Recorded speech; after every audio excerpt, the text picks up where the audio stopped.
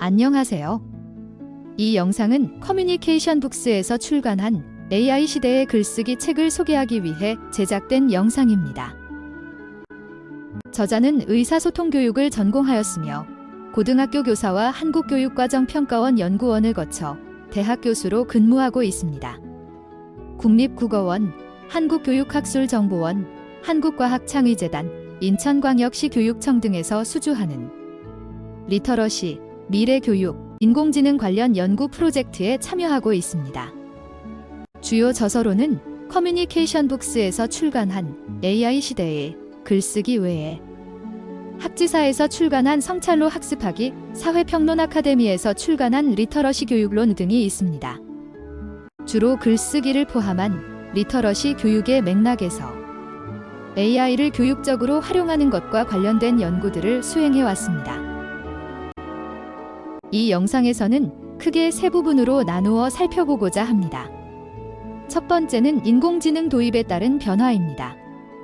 인공지능이 교육 생태계에 가져다 준 변화에 대해 소개하고자 합니다.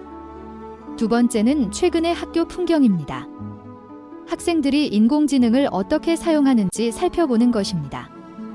마지막 세 번째는 인공지능 글쓰기의 주요 쟁점입니다. 우리가 인공지능을 어떻게 받아들여야 할지에 대한 부분입니다. 먼저 인공지능 도입에 따른 변화부터 살펴보도록 하겠습니다. 2022년 11월 30일 미국 회사 오픈AI에 의해 챗GPT가 처음 출시된 이래 인간의 쓰기 능력은 인공지능 기술에 의해 끊임없이 도전을 받고 있습니다. 심지어 꿈과 같이 한 글자만 입력하더라도 곧바로 완결된 한 편의 글이 생성되곤 합니다. 이제는 인공지능 기술의 발전을 외면하기 어려운 현실이라 할 수 있습니다. 인공지능 기술은 인간의 창조 행위를 바라보는 관점과 저작권, 시험, 평가 등의 패러다임을 송두리째 바꾸어 놓았습니다. 인공지능이 인간이 산출한 기존 데이터를 학습하고 알고리즘을 통해 재조합한 만큼 인간의 쓰기 능력과 어느 정도 유사성을 지니리라는 가정을 세워볼 수 있을 것입니다. 중요한 것은 인공지능 기술의 잘못된 활용을 막기 위해 제시된 인간 사회의 대안들이 의도에 맞게 작동할 것인가 하는 점입니다. 한 예를 들어 보겠습니다. 학교에서 선생님이 다음과 같은 과제를 부과할 수 있을 것입니다. 오늘은 수업 시간에 땡땡땡에 대한 글을 각자 작성해 볼 거예요. 글을 작성한 뒤에는 자신이 어떤 과정을 거쳐 글쓰기를 작성하였으며 이러한 과정을 통해 무엇을 배우고 느꼈는지 성찰일지를 작성해서 글과 함께 제출해 주세요. 여러분이 작성한 과제물을 꼼꼼하게 읽고 학교 생활기록부에 기록할 테니 자신의 생각과 배움의 과정을 솔직하게 작성해 주세요. AI 시대 이전의 학교 풍경에서라면 선생님은 수업 시간에 땡땡땡에 대한 글만 작성하도록 하였을 수 있습니다. 그러나 이제는 학생들이 인공지능 기술을 활용하여 교사가 의도하지 않은 방식으로 손쉽게 글을 생성해낼 수 있게 되었습니다. 아마 선생님도 이러한 부분을 인지하고 학생들이 솔직하게 자신의 이야기를 털어놓도록 성찰일지를 함께 작성하게 한 것 같습니다. 하지만 학생들은 얼마든지 부정행위를 저지를 수 있습니다. 1번에서처럼 먼저 땡땡땡에 대해 글을 작성해 달라고 한 다음 이 글을 작성하면서 필자가 느꼈을 어려움, 해결 방안, 깨달음까지도 인공지능이 모두 작성하도록 시킬 수 있기 때문입니다. 실제로 인공지능 플랫폼에 이 프롬프트를 넣어 보았습니다. 그러자 인공지능은 이러한 글을 가상으로 만들어 주었습니다. 여기에는 필자가 느꼈을 어려움, 해결 방안, 깨달음에 대해 웬만한 학생들보다 나은 생각들이 포함되어 있습니다. 심지어 반응 재생성하기 기능을 사용하면 새로운 글을 얼마든지 다시 만들어주기 때문에 학생들이 인공지능의 도움을 받아 교사의 의도에 맞지 않은 방식으로 글쓰기를 수행하였는지 여부도 알아차리기가 쉽지 않습니다. 이러한 최근의 학교 풍경에서 우리는 어떻게 학생들을 지도하고 글쓰기의 특성에 대해 어떻게 관점을 정립해야 할까요?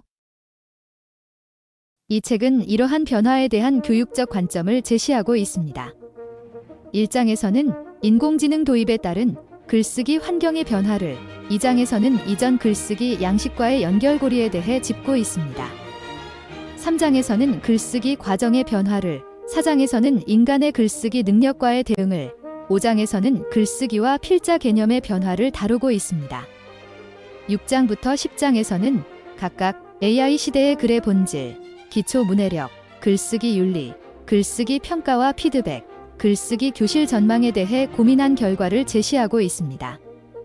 중요한 것은 어느 경우에건 인간의 노력이 빠진 채 생성 인공지능 기술에만 의존하여 작성된 글이 필자의 쓰기 능력을 가늠하는 잣대가 되어서는 안 된다는 것입니다.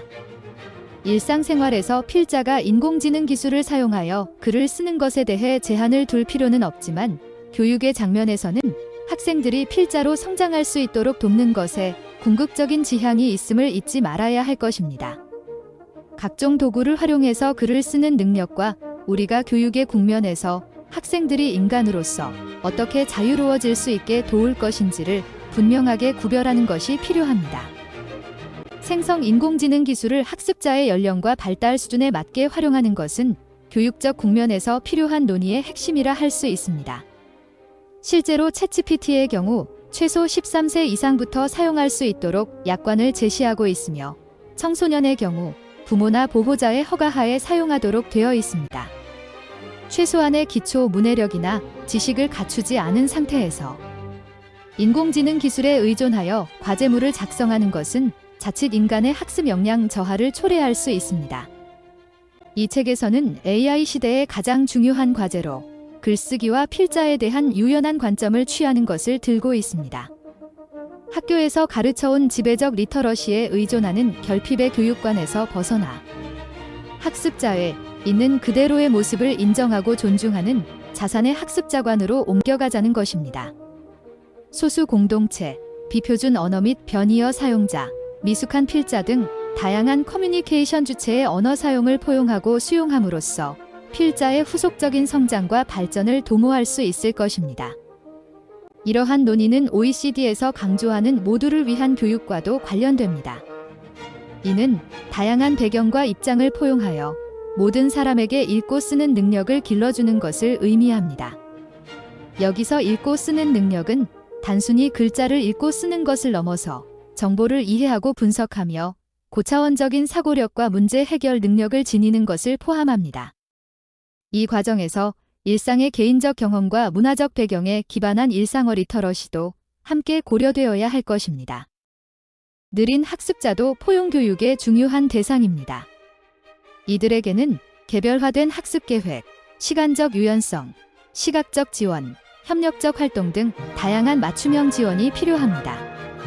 이러한 맞춤형 지원을 통해 느린 학습자도 다른 학습자들과 마찬가지로 성공적인 학습 경험을 하고 자신의 잠재력을 발휘할 수 있도록 도와야 할 것입니다.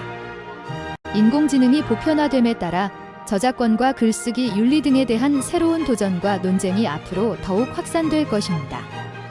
우리에게 남겨진 중요한 과제는 이러한 활동에 참여하는 필자의 위치를 어떻게 자리매김하고 교육적 맥락에서 글쓰기 능력을 길러주기 위해 AI 시대의 학습자에게 어떤 역할을 요구할지 고민하는 것이라 할 수 있습니다.